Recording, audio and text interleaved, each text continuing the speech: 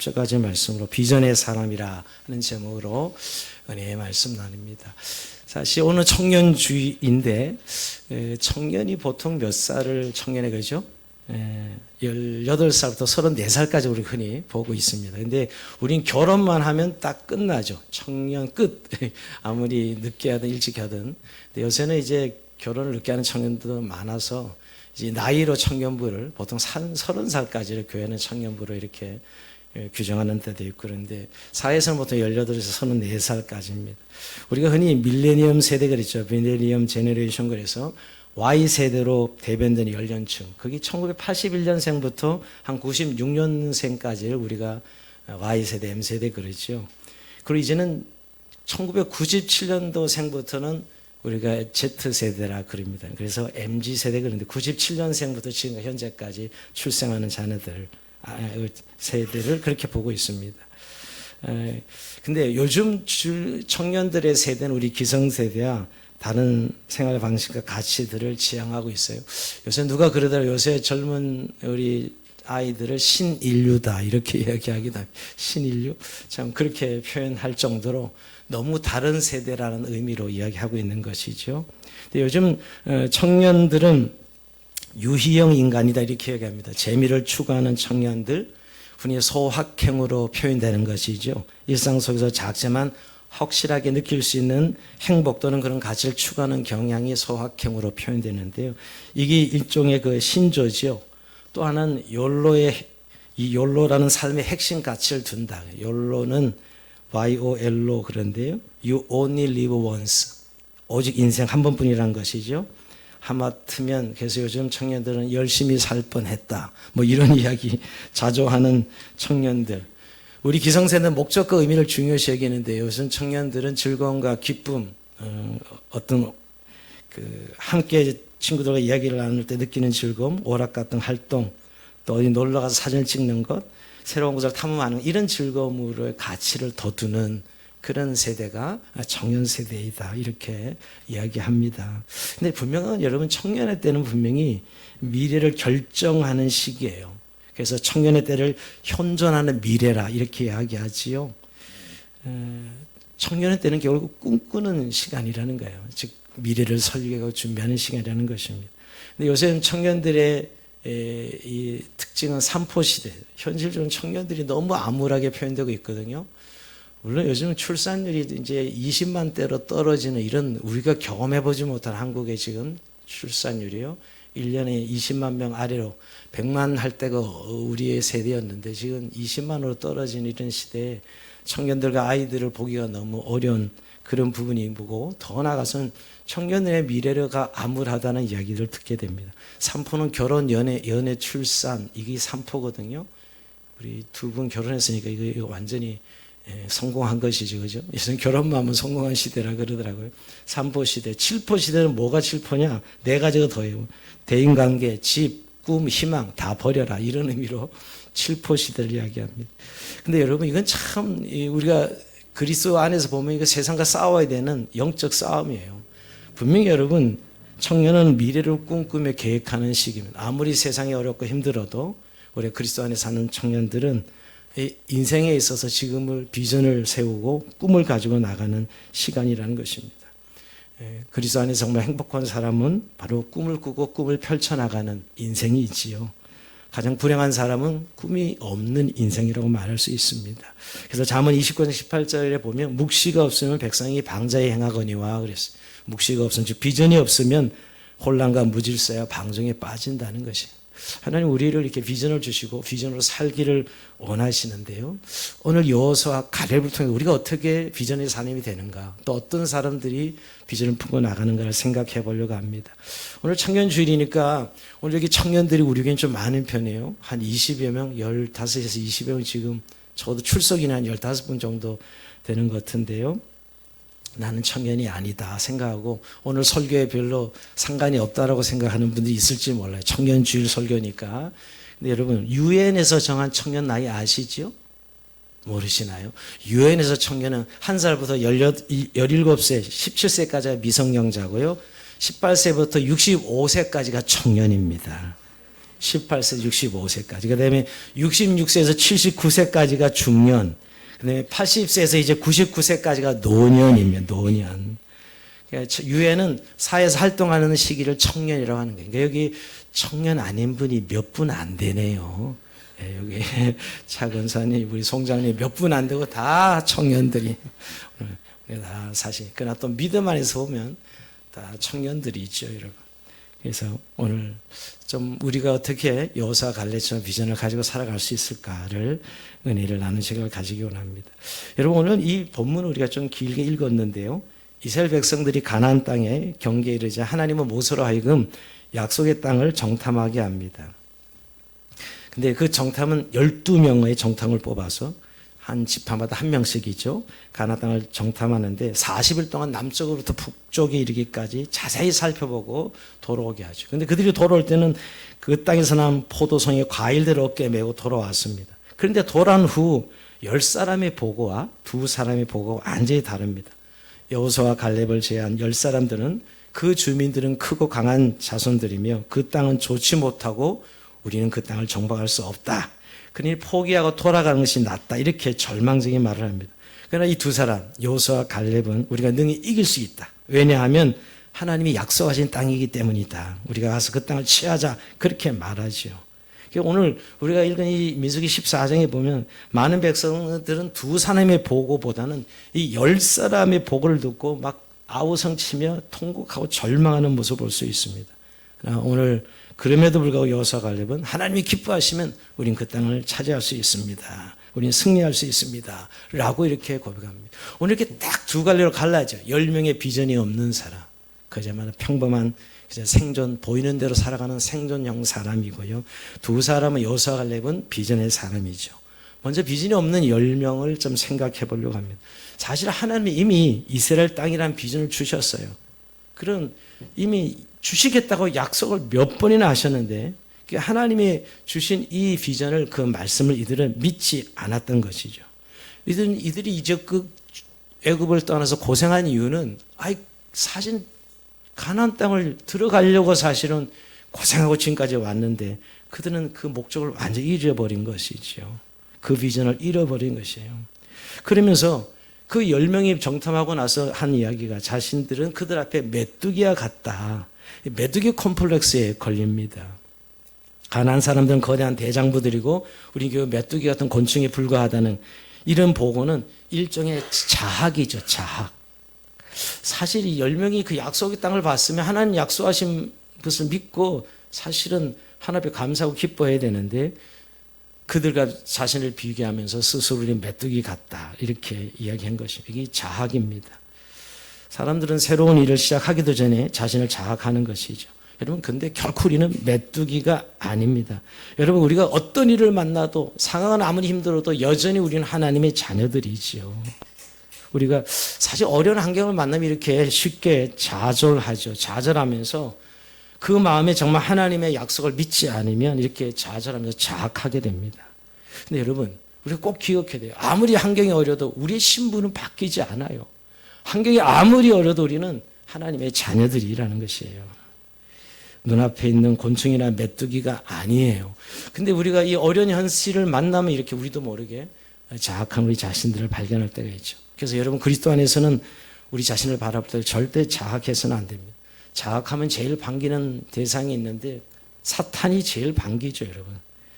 그래서 여러분 하나님 우리를 한 번도 메뚜기라 부르신 적이 없습니다. 언제나 우리를 사랑하는 아들아, 사랑하는 딸아 이렇게 부르셨지 우리를 메뚜기라 부르신 적이 없습니다. 근데 인생을 살다 보면 이렇게 절망이 찾아올 때가 있죠. 그때가 언제인가 하나님이 계시다고 이렇게 느끼지 못할 때입니다. 여러분 우리가 K.L. 캐고르가 그런 이야기를 했어요. 죽음에 이르는 병. 뭐지요? 절망. 죽음에 이르는 병. 지옥문 앞에 그렇게 써있다. 모든 희망을 포기하라. 이 죽음에 이르는 병이죠, 여러분. 여러분 그래서 우리 하나님 믿는 우리들은 무슨 일을 만나도 절망하지 말아야 됩니다. 이게 그리스도 안에 주는 가장 큰 하나님 우리에게 주신 믿음의 축복인데 어떤 일이 있어도 절망하지 말아야 됩니다. 의사가 당신은 암입니다. 이렇게 선언해도 절망할 수 없어요. 또 개인에게 은행에서 당신은 파산이요. 개인 파산이요 해도 우리는 절망하지 말아야 됩니다. 근데 오늘 이 10명의 정탐꾼이 이렇게 그 땅을 보고 와서 절망하는 모습을 보게 됩니다. 근데 그것도 12명 중에 10명이나 절망을 해요. 비율로 보면 너무 높죠. 근데 절망해서 우리가 해서 안 되는 이유가 있다면 오늘 우리는 하나님의 자녀들이고 우리가 그리스도 안에 있다는 사실입니다. 그리고 그 세상에 우리를 바꿀 수 없어요. 우리가 그리스도 안에 하나님의 자녀의 신분을 어떻게 바꿀 수 있습니까? 그러기에 오늘 우리의 절망은 우리의 것이 아닙니다. 근데 오늘 10명이 이렇게 절망적인 보고를 하면서 이스라엘 백성들의 반응은 더 과간입니다. 10명이 이렇게 반응했을 때 2명의 보고를 듣고 환호해야 될 것 같은데 오늘 10명의 보고를 듣고 어떻게 반응하고 볼까요? 민수기 14장 1절에서 3절을 보면 온 이스라엘 회중이 소리를 높여 부르짖으며 밤새도록 백성이 통곡하였더라. 이스라엘 자손이 다 모세 안을 원망하며 온 회중이 그들에게 이르되 우리가 애굽 땅에서 죽었거나 이 강에서 죽었으면 좋았을 것을 어찌하여 여호와가 우리를 그 땅을 인도하여 칼에 쓰러지게 하지 않은가? 우리 처자가 사로잡히니 애굽으로 돌아간 것이 낫지 아니하랴. 차라리 애굽의 땅에서 죽도록 내버려뒀으면 좋았을 것을 이렇게 탄식하는 것입니다. 절망은 절망을 낳습니다. 여러분 전쟁에서 군인들이 제일 중요한 사기거든요. 전쟁의 심리전이 굉장히 중요한데 말이에요. 오늘 이 백성들이 10명의 보고를 듣자마자 절망적인 보고를 듣고 밤새도록 웁니다. 완전히 심리전에서 패배이죠. 그들이 왜 이렇게 울었을까요?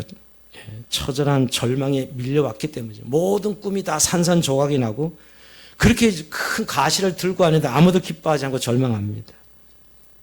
사실 이 지점이 어떤 지점이냐면 하나님이 그들을 인도하실 때는 약속의 말씀을 잊어버린 순간이지요. 잊어버려서 약속의 땅의 눈앞에 두고서 이들은 비전을 사실은 포기하고 있는 것입니다. 여러분 강에서 하나님은 그 이들에게 강야에서 만나를 내려주시고 메추라기를 먹여주시고 얼마나 많은 하나님의 역사와 기적을 봤습니까? 그런데 그런 거 싹 까먹은 것이 완전히 잊어버리는 것이죠. 그러니까 이런 이 환경 말이에요. 이런 환경에 그들은 눈이 가려져서 하나님의 함께 하심을 잃어버린 것을 보게 됩니다. 그러면서 10명의 대표들은 그 땅을 공격해도 승산이 없다. 그렇게 절망해서 이제 애굽으로 돌아가자. 이렇게까지 이야기하는 것이죠. 하나님께서는 모세 아론도 인정하지 않고는 같이 돌아가자. 이렇게. 이게 오늘 비전 없는 10명의 사람들의 모습입니다. 그러나 여러분 이들과 완전하게 다르게 반응하는 비전을 가진 두 사람이 있었습니다. 바로 여호수아와 갈렙이죠. 아예 백성들을 안심시키고 자 우리가 올라와서 그 땅을 취하자. 우리가 능히 이기리라. 오늘 민수기 14장 30절 말씀하지요. 그러니까 참 그러고 보면 여러분 비전이 없는 사람 주위 사람까지 다 죽여요. 영향을 받아서. 그러나 오늘 여호수아 갈렙은 주위 사람들을 격려하고 너희 이길 것을 말하죠. 10명의 이 보고자들이 절망의 보고를 할 때 여호수아와 갈렙은 절망의 흔적이 조금도 없습니다. 자, 이 부분을 우리가 좀 더 봐야 돼요. 그렇게 보고를 할 때 이 2명의 여호수아 갈렙은 흔들리지 않고 능히 우리가 이길 것이다 이렇게 이야기하죠. 민수기 14장 7절 이하에 보면 이스라엘 자손은 온 회중에 일러 이르되 우리가 두루다니며 정탐한 땅은 심히 아름다운 땅이라. 여기서 우리를 기뻐하시면 우리를 그 땅으로 인도하여 들이시고 그 땅을 우리에게 주시리라.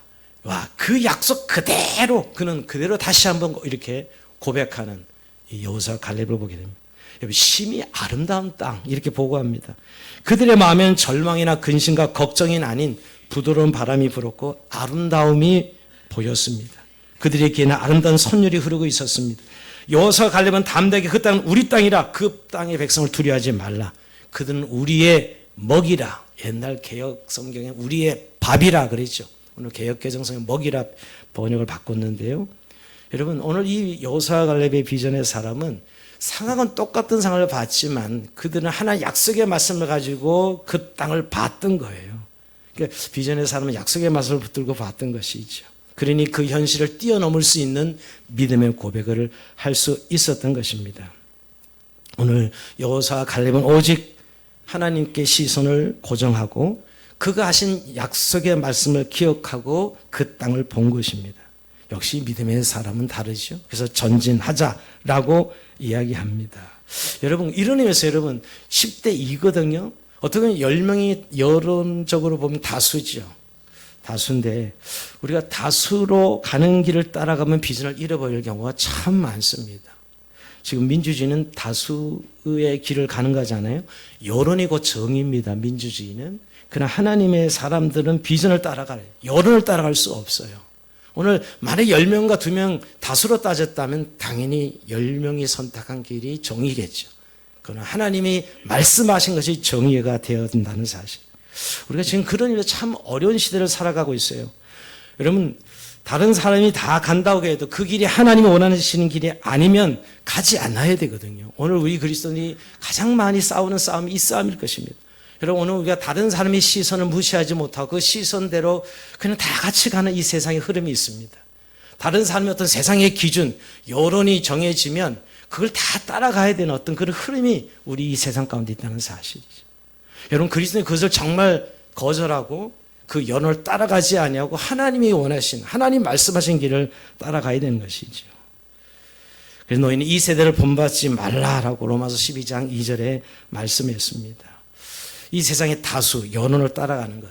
그래서 사람들 보기엔 참 좋고 인간적이고 모양새도 납니다. 그러나 오늘 하나님이 약속하신 말씀을 따라가는 이게 믿음이죠. 우리가 비전을 잃어버린 지점이 바로 이 지점입니다. 남의 시선을 따라가고 남의 여론을 따라가고. 여러분, 세상은 지금 돈이 많아서 행복한 것이다. 노후가 잘 준비된 행복한 것이다. 수없이 우리를 세뇌시키고 우리들을 지금 그렇게 다수를 몰아가고 있는 세대에 살아가고 있어요. 하나님 안에 우리의 행복은 크게 있지 않아요. 우리의 행복은 하나님 나라의 행복이요. 하나님 나라의 꿈이 우리의 행복이요. 비전이 우리의 행복이잖아요. 여러분, 그런 의미에서 오늘 우리가 어떤 길을 가야 되는가. 오늘 여호수아와 갈렙의 길을 가야 되는데요. 오늘 이들이 비전을 가질 수 있었던 것은 첫 번째 그들이 가진 믿음 때문입니다. 자, 어떤 믿음일까요?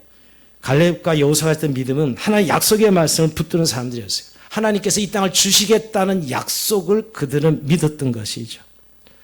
오늘 여호와께서 우리가 기뻐하시면 우리를 그 땅을 인도하여 들이시고 그 땅을 우리에게 주시리라. 이 약속의 말씀을 믿은 거예요. 약속의 말씀을 붙든 것이죠. 세상의 흐름과 사람들의 여론을 청취한 것이 아니라 약속의 말씀을 보고 그 땅을 본 것입니다.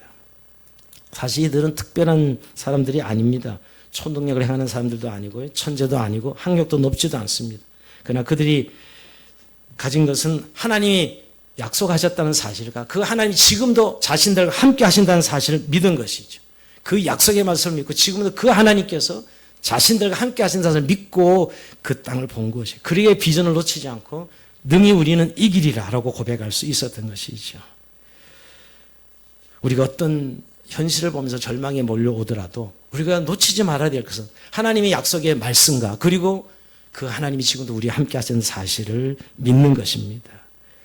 여러분, 오늘 비전을 잃어버린 자들은 바로 이 지점에서 약속의 말씀을 잊어버리고 하나님의 함께 하심을 놓친다는 것 사실이에요. 그러나 믿음의 사람들은 그 약속의 말씀을 붙들고 가는 것입니다. 사실 우리의 둘러싸고 있는 환경이 어떤가 하는 것은 가장 중요한 문제는 아닙니다. 가정이 어렵고 직장이 어렵고 기타 여러 상이 어려운 것을 물론 무시할 수는 없지만 우리 그리스도인의 신앙인들에게는 이런 것들이 근본 문제는 아니라는 것이에요. 하나님께서 우리를 기뻐하시고 그분께서 우리와 함께 하신다면 문제는 완전히 달라지기 때문이죠.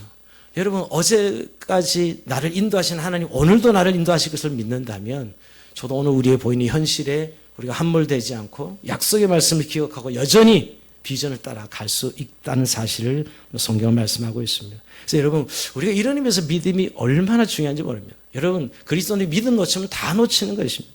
그래서 주님께서 말씀하셨죠. 할 수 있기는 무슨 말이냐? 믿는 자에게 능치 못할 일이 없느니라. 하나님께 우리에게 믿음을 요구하신다는 것이에요. 더 나아가서 바울 같은 사람은 늘 그 고난 중에 복음을 전달할 때 그는 내게 능력 주신 자 안에서 내가 모든 걸 할 수 있느니라. 그리스도 예수 안에서 모든 것이 가능하더니 그것이 풍부인지 궁핍이든지 환난인지 고난인지 어떤 상황에도 그리스도 안에서 모든 것이 가능하다고 고백했던 것은 그들에게 하나님이 주신 약속의 말씀을 믿었기 때문이지요. 저는 주님께서 겨자씨만한 믿음을 이야기할 때마다 오병이의 기적 사건이 생각이 납니다.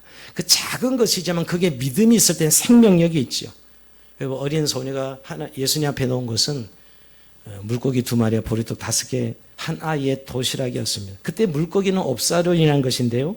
이 조그만 물고기인데 어부들이 바다에서 그물에 잡힌 고기 중에 먹기에는 너무 작고 버리기에는 아까운 그런 고기들을 이 어부들이 이렇게 던져 놓는다고 합니다. 그는 가난한 집 사람들이 그 고기를 주워가는 것이죠. 이 소녀는 가난한 집안의 아이라는 걸 보여주고 있어요. 이 소년이 예수님께 자꾸 보잘것없는 산 내놓게 너 부끄럽고 이런 물고기였어요. 그럼에도 그거라도 참 내놓기 창피하고 보잘것없지만 그것이 예수님 손에 들려졌을 때 어마어마한 기적의 역사가 일어났거든요. 우리가 너무 현실적인 기준의 눈으로 자꾸 우리를 자신을 보고 세상을 보는 이 시각이 우리로 하여금 믿음으로 살지 못하게 하는 것이, 그것이 아무리 작더라도 예수님 손에 들려졌을 때는 어마어마한 이적, 5천 명이나 먹고 남는 역사가 일어났습니다. 근데 저는 그렇게 생각해봐서 그날에 누가 불고기를 드렸다면 불고기 축제가 벌어졌을 텐데 이런 생각도 해봅니다. 여러분, 오늘 요즘 우리가 살아가는 세상 과학, 정보화 시대 이러면서 여러분 우리의 믿음의 가치를 폄하하고 믿음의 가치를 아주 인정하지 않는 시대에 살아가고 있어요. 근데 여기에 그리스도인이 속고 있다고. 여러분, 우리가 믿음만 가지면 하나님 어마어마한 역사들을 일으키는데도 불구하고 이 세상이 가지는 기준과 가치, 또 이 세상의 어떤 과학적인 이런 세계관 아래에서 우리의 믿음을 너무 많이 놓치고 살아가고 있어요. 오히려 보이는 것으로 이 현실적인 기준으로 살아가는 것이 마치 교양인처럼 생각하는 이런 흐름들이 오늘 우리 그리스도인을 오늘 이렇게 만들고 있다는 것이에요.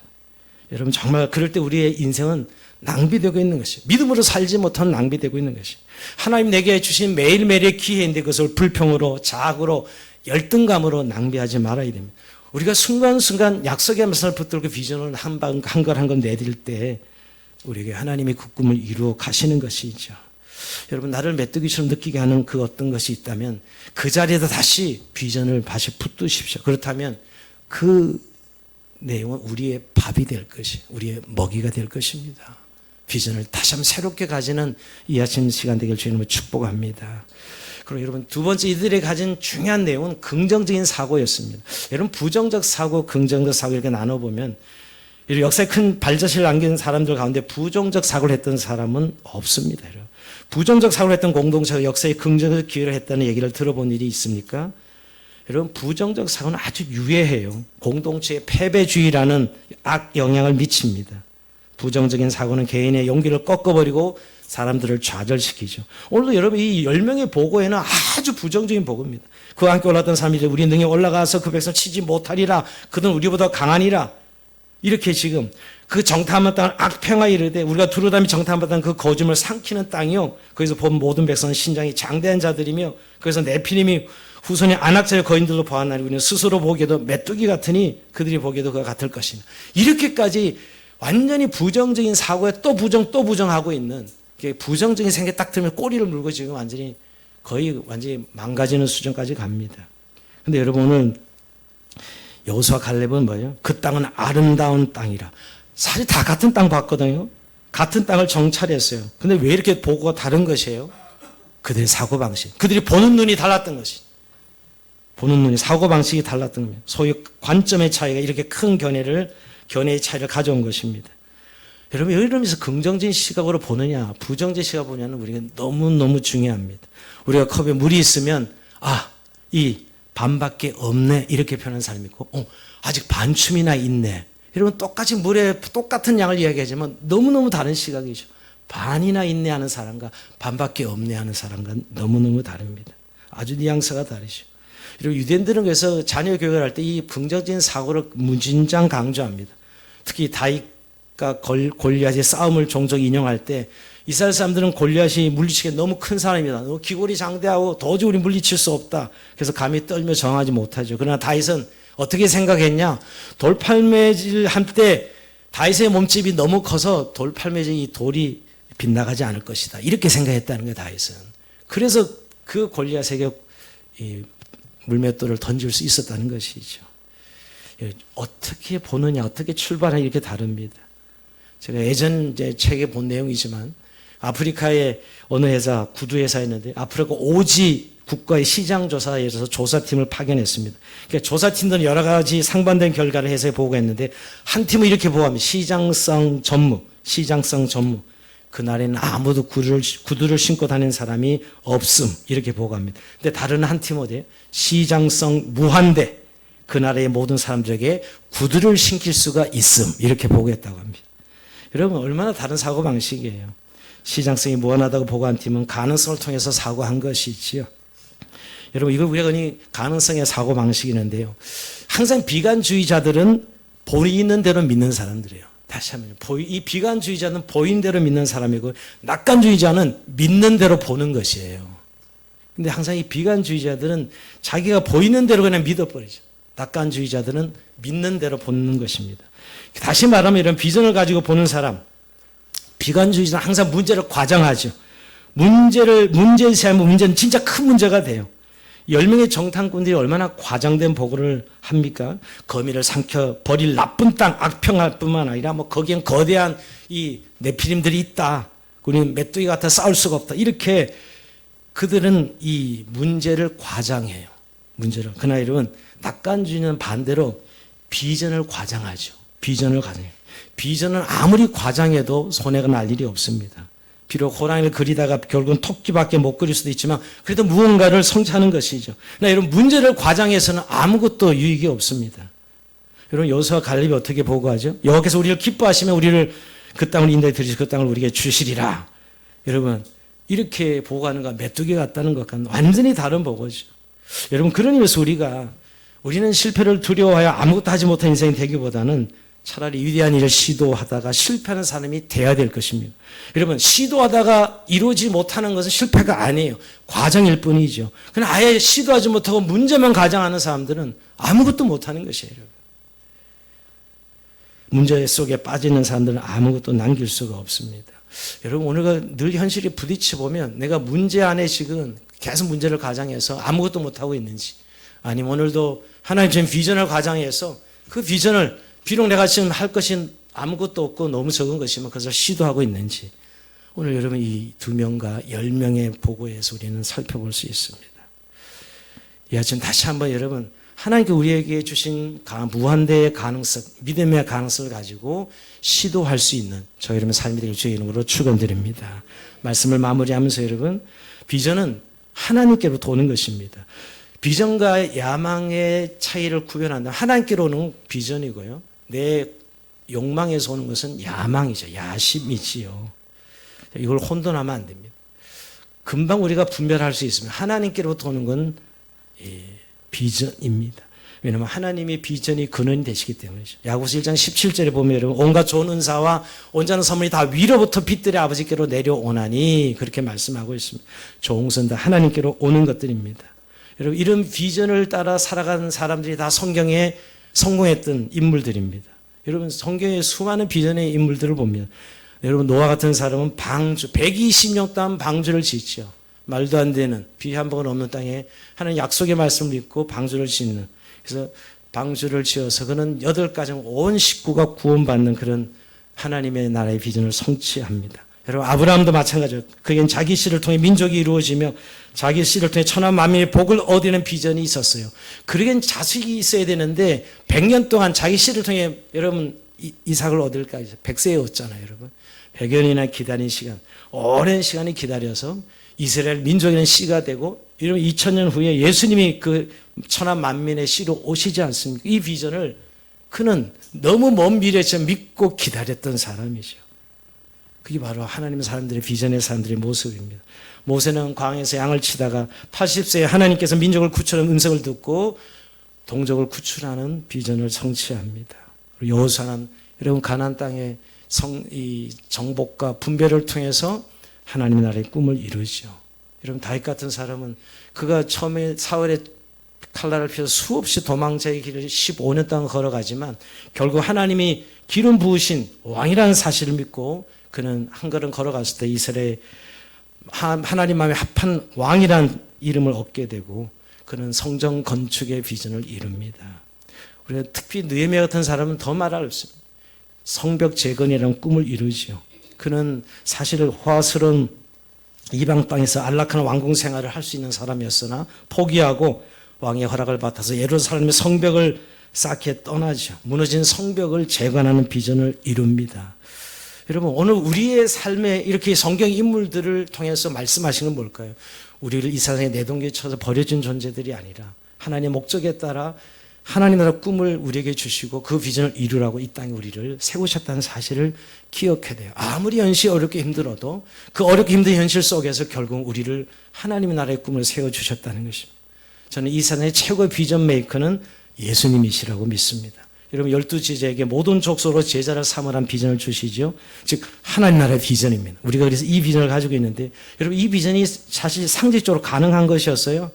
여러분 그 당시 예수님의 제자는 로마 군인도 아니고 로마의 대학 교수도 아니었습니다. 그래서 한낱 보잘것없는 어부에 불과했어요. 게다가 로마 식민지 백성들이었죠. 그러나 그 말도 안 되는 비전은 결국 이루어져서 여러분 12명이 시작된 이 복음이 지금은 온 세상에 퍼져 있잖아요. 우리 이걸 지금 확인하고 있어요. 여러분 기독교가 2000년 예수님의 그 한마디 비전 속에 예수님의 가슴 속의 비전이 제자들에게 전달되고 오늘 여기 우리까지 온 거 아니에요.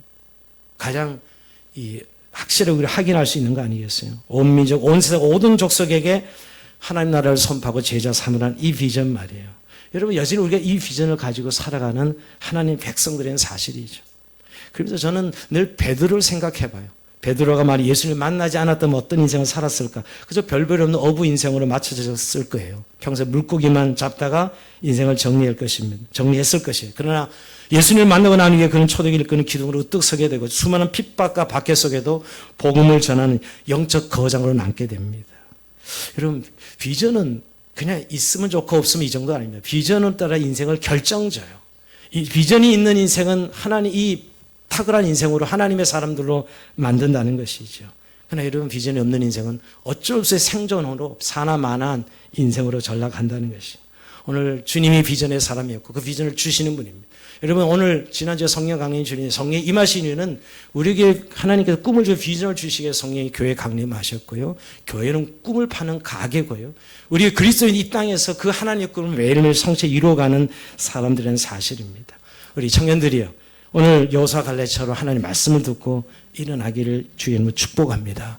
절망과 근심과 걱정, 염려 이런 거 품지 말고 하나님 나라의 비전을 품고 다시 한번 일어나서 오늘도 하나님의 꿈을 이루는 저희 이런 삶이 되길 주의 이름으로 축원드립니다. 우리 찬송하면서